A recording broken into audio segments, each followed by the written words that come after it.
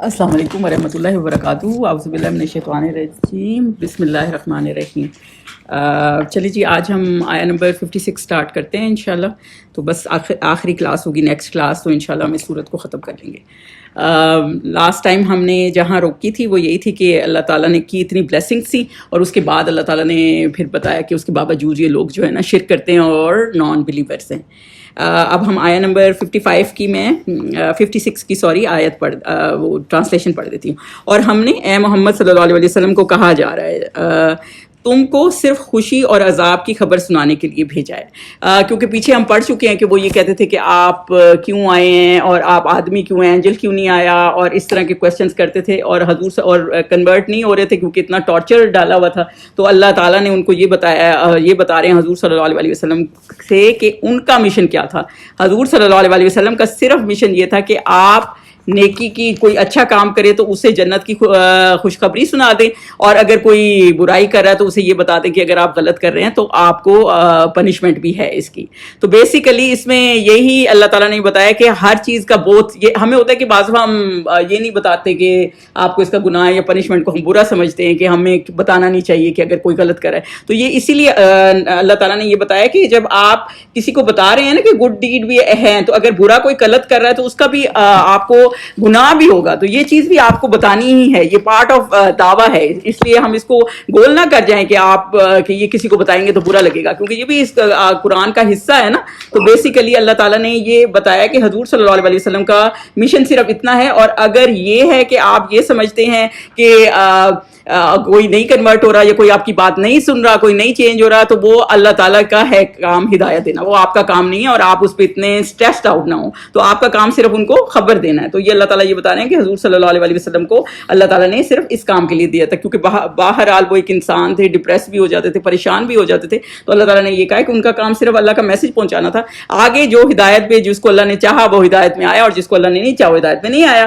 آگے 57 میں کیا ہے, کہہ دو کہ میں تم سے اس کام کی اجرت نہیں مانگتا. مطلب جو چیز بھی حضور صلی اللہ علیہ وسلم نے ہمیں پہنچائی ہے, اور یا ان لوگوں کو اس وقت مشرکین مکہ کو پہنچا رہے تھے, تو ان سے کوئی اجر نہیں مانگ رہے تھے. ان میں نا بیسیکلی 3 چیزیں آتی ہیں. ایک تو یہ بات ہوتی ہے جب پروفٹ کوئی چیز میسج دے رہا ہوتا ہے تو وہ پہلے تو یہ بتا رہا ہوتا ہے کہ تم اچھا کرو گے, تو آٹومیٹکلی جب ان کا ایک مشن پورا ہو جائے گا تو ان کو اجر تو آٹومیٹکلی پڑے گا. اب حضور صلی اللہ علیہ وسلم کی کتنی امت ہے, اور جب اینڈ تک ہم ہیں, جتنے بھی لوگ ہیں, مطلب ہمارے بعد بھی پتہ نہیں کتنی دنیایں ہوں گی, تو اس کے وہ ساروں جو بھی کام کریں, قرآن پڑھیں, سب کچھ بتا تو حضور صلی اللہ علیہ وسلم ہی سکھا گئے ہیں نا. تو اجر ان کو آٹومیٹکلی ہے. آپ بھی کسی کو کوئی اچھا کام سکھا دیں گے تو اس کا اجر آپ کو بھی ملے گا آٹومیٹکلی ہے. جیسے آپ اپنے بچوں کو کچھ سکھا کے جاتے ہیں تو ساری زندگی تو کسی نے بھی نہیں رہنا, پھر وہی چیز وہ اپنے بچوں کو سکھاتے ہیں تو اجر اسٹل آپ کو رہتا ہے. اور اگر آپ کوئی غلط کام سکھا کے جاتے ہیں, جیسے مرڈر کیا تھا حابیل کابیل کا جو سٹوری ہے, اس میں سے ایک نے مرڈر کیا تھا, تو وہ آپ جتنے مرڈر ہوتے رہیں گے اس کو بھی گناہ ہوتا رہے گا. تو کچھ ایسا سن کر جائیں گے تو وہ بھی آپ کے لیے ہارڈ فل ہے,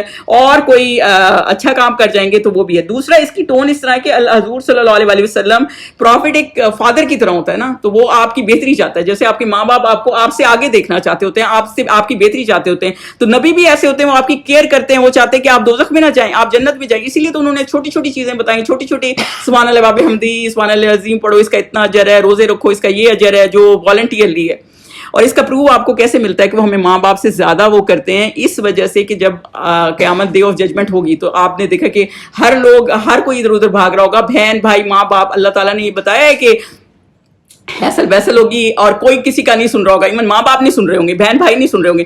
تو اس وقت حضور صلی اللہ علیہ وسلم نے کیا فرمایا, حدیث پاک ہے کہ جب حیصل بحثل ہوگی, ہر کوئی ادھر ادھر بھاگ رہا ہوتا, تو مجھے تم ہیلپ کے لیے 3 جگہ ڈھونڈنا. ایک جب ڈیڈز کا وے ہو رہا ہوگا, ایک جب صراط المستقیم لوگ نفسا نفسی ہوگی جی برج کراس کر رہے ہوں گے, اور دوسرا جب کوثر کا فاؤنٹین ہوگا تو وہ آپ کو اس میں پانی پلائیں گے. مطلب اس وقت بھی حضور صلی اللہ علیہ وسلم کو آپ کی انسانوں کی فکر ہے. تو جب وہ مرنے کا ٹائم تھا نا حضور صلی اللہ علیہ وسلم کو, جب اپنا ہر کسی کو پڑی ہوتی تب بھی انہیں میری امت کی فکر تھی. تو یہی مسئلہ ہے. تو بیسیکلی اس میں یہ ہے کہ جو نبی پاک ہیں ان کو اجر نہیں چاہیے. ہاں, جو شخص چاہے اپنے پروردگار کی طرف جانے کا راستہ اختیار کرے, اور جو اللہ کی طرف جانے کا راستہ اختیار کرے گا اس کو ریوارڈ ہے, اس کو بینیفٹ ہے اور وہ یہ چاہتے ہیں کہ لوگ اللہ کی راہ میں آئیں, کیونکہ وہ ایک مشن کے تھرو آئے تھے نا, تو وہ اپنا مشن پورا کرنا چاہتے تھے, اور ہر کوئی چاہتا ہے اللہ تعالیٰ نے اس کو جو کام سونپا ہے وہ اس کو پورا کرے, اور وہ یہ چاہتے تھے کہ لوگ اللہ کے دین کے ساتھ جڑ جائیں.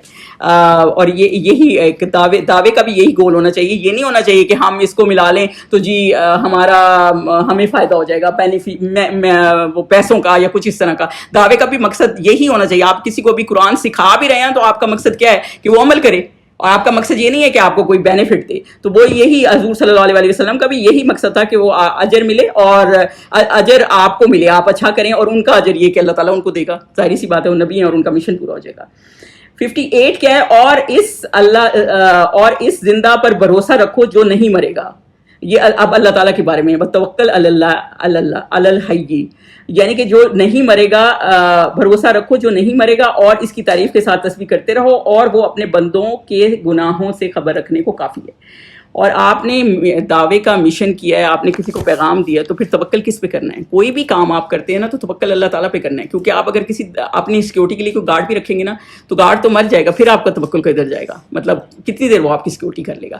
آپ رات کو یہ مشن کر کے سوتے ہیں کہ جی آپ نے صبح یہ کام کرنے ہیں, صبح اٹھتے ہیں آپ بیمار ہیں, آپ نے اللہ پہ توکل کریں گے نا تو اللہ آپ کے وہ کام بھی کرا دے گا. لیکن اگر آپ اپنے اوپر توکل کریں گے یا کسی کے اوپر توکل کریں گے, ایون ماں باپ پہ آپ توکل کرتے, وہ بھی نہیں رہتے ساری زندگی, تو توکل آپ نے کس پہ کرنا ہے؟ توکل آپ نے اللہ تعالیٰ پہ کرنا ہے, کیونکہ اللہ تعالیٰ وہ ہے جو ہمیشہ زندہ رہتا ہے. آپ اس پہ توکل کریں گے جو بندہ مر جائے گا. آپ گارڈ ہے, جیسے کوئی آپ کی سیکورٹی گارڈ ہے, اگر وہ مر جاتے ہیں تو پھر آپ کو کی حفاظت, آپ نے جن کو حفاظت کے لیے رکھا ہوا ہے وہی نہیں ہے. لیکن جب اللہ پہ توکل کریں گے نا, آپ اکیلے بھی جا رہے ہوں گے تو آپ کو مسئلہ نہیں ہوگا, بھلے آپ کو لگتا ہے کہ انسیکیور جگہ ہے یا کچھ ایسا ہے.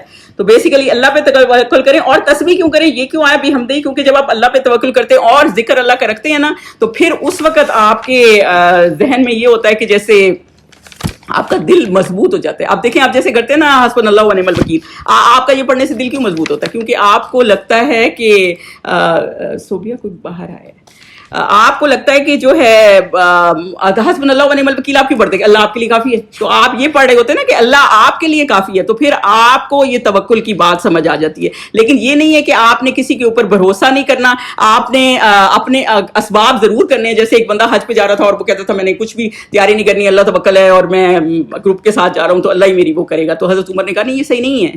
یہ کیونکہ آپ کو اپنا اسباب ضرور کرنے ہیں. یہ نہیں کہ آپ دوائی نہیں کھائیں اور آپ کہیں کہ میں نے بس اللہ توکل کیا ہوا ہے. وہ بات صحیح ہے کہ اللہ ہی ٹھیک کرنے والا ہے, دوائیاں بھی اثر نہیں کرتی, لیکن آپ اللہ توکل کریں گے نا تو جو بھی اسباب آپ کریں گے اللہ اس میں برکت ڈال دے گا. تو یہ بیسیکلی یہ میسج اللہ تعالیٰ نے اسی لیے ہمیں دیا ہے کہ اللہ تعالیٰ اس پہ اللہ پہ توکل کریں اور اللہ کو گلوریفائی کریں گے. تو آپ اللہ کا ذکر کریں گے تو آپ کا دل مضبوط رہے گا اور آپ کو رکھے, کیونکہ اللہ سب سے بڑا ہے. سبحان اللہ و بحمدہ, سبحان اللہ عظیم پڑھتے ہیں, اللہ اکبر پڑھتے ہیں آپ کے, اللہ سب سے بڑا ہے. تو آپ کو یہ ایک چیز رہتی ہے کہ اللہ سب سے بڑا ہے تو اللہ ہی کرنے والا ہے.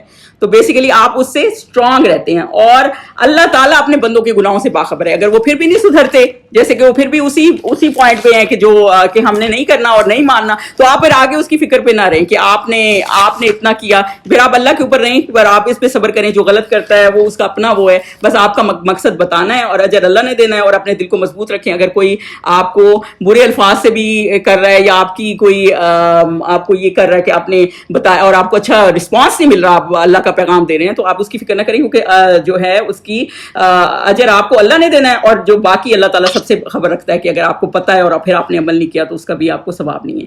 اور اللہ تعالیٰ کو کیا ہے, جس نے آسمانوں اور زمینوں کو اور جو کچھ ان دونوں کے درمیان ہے 6 دن میں پیدا کیا. تو اللہ تعالیٰ وہ ہے جس نے بیسیکلی یہ جو چیز ہے نا 6 دن میں پیدا کیا, پھر عرش پر جا کر ٹھہرا, وہ جس کا نام رحمان یعنی بڑا مہربان ہے. تو اس کا حال کسی باخبر سے دریافت کر لو. تو بیسیکلی اس میں جو ہے نا جس نے آسمانوں پہ, پہلی تو بات یہ کہ قرآن میں بہت جگہ آیا ہے, 7 جگہ آیا ہے. سورہ اعراف میں آیا ہے, سورہ یونس میں آیا ہے, سورہ رعد میں آیا ہے, سورہ طٰہٰ میں آیا ہے, سورہ فرقان میں ابھی ہم پڑھیں, سورہ سجدہ میں آیا, اور اس کے بعد سورہ الحدید میں آیا.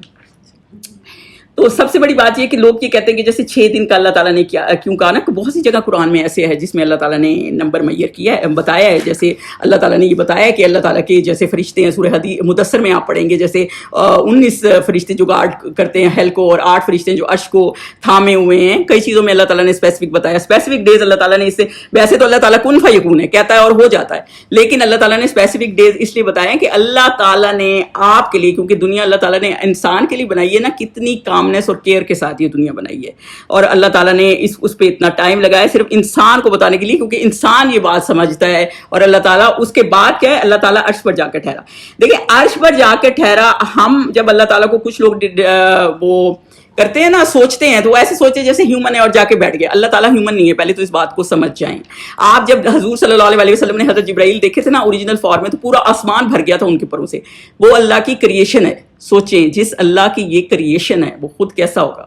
تو وہ اللہ تعالیٰ پہلی تو بات ہے انسان نہیں ہے. تو اس لیے اللہ تعالیٰ نے جو یہ ہم کہتے ہیں نا کہ اللہ تعالیٰ آ کے بیٹھا, کیسا بیٹھا, کیسے بیٹھا, تو جیسے حضرت ابو حنیفہ کہتے ہیں نا کہ ہم کہتے ہیں کہ اللہ نے دیکھا, تو اللہ نے ایسے نہیں دیکھا جیسے ہم نے دیکھا. اللہ نے, اب دیکھیں اللہ تو ہر بندے کو دیکھ رہا ہے, آپ ہر بندے کو دیکھ سکتے ہیں. اب اس دیوار کے پیچھے کیا ہو رہا ہے مجھے نہیں پتا, میری ماں بھی کھڑی ہوں مجھے نہیں پتا کیا کر رہی ہے, میری بیٹی کھڑی ہوں مجھے نہیں پتا, مطلب حالانکہ میں جانتی ہوں ان کو بہت اچھی طرح سے.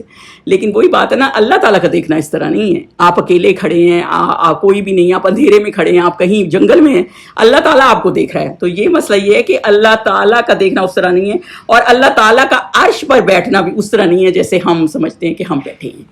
تو وہ جیسے ام القرآن سورہ فاتحہ کہتے ہیں نا, ایسے حدیث کو ام السنہ کہتے ہیں, جو حضرت جبرائیل کی حدیث ہے, جس میں حضرت جبرائیل جب نے ایک یہ حدیث شریف ہے کہ جب حجاب اللہ تعالیٰ اپنا نور ہٹائے گا اور جب سارے انکانشیس ہو جائیں گے, پھر حضور صلی اللہ علیہ وسلم نے کہا کہ میں سب سے پہلے آؤں گا تو میں دیکھوں گا کہ حضرت موسیٰ نے پہلے سے پکڑا ہوا, یا تو حضرت موسیٰ پہلے جب کوہ طور میں تھے اور انکانشیس ہو چکے تھے تو وہ انکانشیس ہوئے نہیں, یا پھر اللہ تعالیٰ نے ان کو مجھ سے پہلے اٹھا دیا. تو یہ مطلب یہ اللہ, اور اللہ کا نور کیسا ہے یہ اللہ تعالیٰ کو پتہ ہے کہ نور کیسا ہے. اس کا ہم یہ بھی نہیں کہہ سکتے کہ نور کیسا تھا, ایسا تھا. تو ان چیزوں میں نا, جیسے وہ رمیزہ بھی کہہ رہی تھی نا کہ آپ کو پڑھنا نہیں چاہیے کہ یہ کیسا تھا اور کیسا نہیں. اللہ تعالیٰ کو امیجن کرنا ہماری پہنچ سے باہر ہے. ظاہری سی بات ہے, وہ آپ کے ہر عمل کو, ہر چیز کو, ہر بندے کو جانتا ہے. تو کتنی دنیایں ہیں جو قبروں میں ہے, اس کو کتنی سزا ملی ہے, کتنی اللہ تعالیٰ کی مخلوقات ہے, کیڑے مکوڑے ہیں, جانور ہیں. آپ کس کس کا حساب آپ رکھ سکتے ہیں, کسی کا حساب آپ, مجھے بھی نہیں پتا میرے گھر میں کیا ہو رہا ہے. تو ہمارا انسان نا ہر چیز میں لمیٹڈ ہے, اور یہی بات ہے کہ اللہ تعالیٰ ان لمیٹڈ ہے, اور اس لیے اللہ تعالیٰ کا مرسی رحمان یا ورڈ یوز ہوا ہے نا, اللہ تعالیٰ کا مرسی بھی ان لمیٹڈ ہے. اور فاسأل بہ خبیرہ, رحمان کا اس سے پوچھو جو رحمان کو جانتا ہے. اللہ تعالیٰ کا آپ اس سے پوچھیں جو اللہ کو جانتا ہے. اور آپ اللہ تعالیٰ کا کس سے پوچھیں گے, کون اللہ کو جانتا ہے؟ آپ قرآن پڑھیں گے تو آپ کو اللہ کا سمجھ آئے گی نا.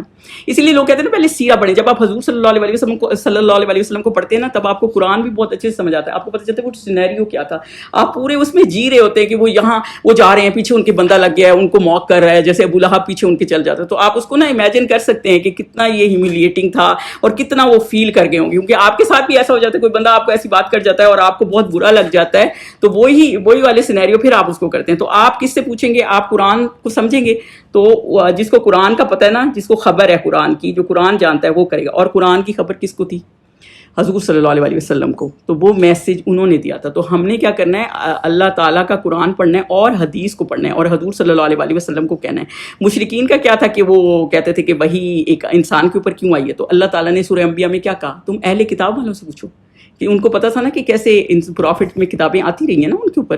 تو یہ تو کفار تھے, تو ان کو پتہ نہیں تھا ان چیز کا. تو آپ ان سے پوچھیں, یعنی جن کو اس چیز کی خبر ہے. تو آپ حضور صلی اللہ علیہ وسلم سے پوچھیں کہ اللہ تعالیٰ کیا ہے, اور وہی آپ کو, جس کو رحمان کا پتہ ہوگا نا, تو وہ کبھی اللہ تعالیٰ کی نافرمانبرداری نہیں کرے گا, کیونکہ اس کو پتہ ہوگا کہ اللہ تعالیٰ کے پاس ہی ساری اتھارٹی ہے اور اللہ تعالیٰ ہی سب کچھ کرنے والا ہے. تو اور یہی والی ہماری بات ہوتی ہے, کئی چیزیں ہمیں سمجھ نہیں آ رہی ہوتی, تو ہم خود ہی اس سے ڈرائیو نہ کر لیں. عالموں سے پوچھیں جو صحیح رستے پہ ہیں, وہ آپ کو بتائیں گے. ہمارے لیے یہ ہے کہ ہم ان سے پوچھیں کہ یار کہ جی اس کا کیا مطلب ہے, تو وہ آپ کو سمجھائیں گے کہ اس کا کیا مطلب ہے اور یہ کس طرف جا رہے ہیں. اور آپ اگر غلط اس کی کوئی طرف جا رہے ہیں تو آپ کو صحیح کریں گے. جیسے بچے کویسچن پوچھتے ہیں, کئی دفعہ بالکل ہی ان کی الٹی سیدھی تھنکنگ چل رہی ہوتی ہے, تو آپ ہوتے ہیں نا, آپ ان کو بتاتے ہیں کہ کیسے وہ کریں. اور حضور صلی اللہ علیہ وسلم جب معراج پہ بھی گئے تھے نا, تو کافی چیزیں ہوئی, کافی واقعات ہوئی, انہوں نے دیکھے. تو راستے میں وہ کس سے پوچھ رہے تھے, کہ حضرت جبرائیل سے, کہ یہ کیا ہے, یہ کون ہے, یہ کیوں ان کو یہ سزا ہو رہی ہے, یہ کیا ہو رہا ہے.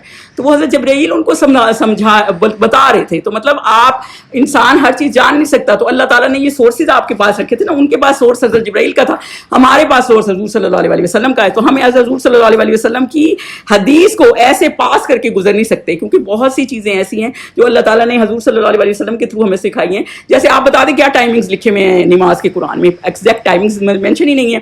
آپ کے پاس قرآن میں مینشن ہی نہیں ہے یہ چیزیں کہ آپ نے زکوٰۃ کتنی پرسنٹ دینی ہے. بہت سی چیزیں ایسی ہیں جو آپ کو حدیث سے پتہ چلتی ہیں, تو وہ آپ اس کو ایک راستہ بنا کے چلتے ہیں نا. تو اللہ تعالیٰ نے نبی اس لیے بھیجے ہوتے ہیں کہ جو چیز کلیئر نہیں ہو رہی ہوتی آپ کو قرآن میں, وہ اللہ تعالیٰ آپ کو آپ کے پیغمبر کے تھرو بتاتا ہے. اس لیے پیغمبر خاص ہوتے ہیں, عام نہیں ہوتے. تو اس لیے اللہ تعالیٰ نے کیا کہا ہے کہ اس کا حال کسی باخبر سے دریافت کرو جس کو خبر ہے.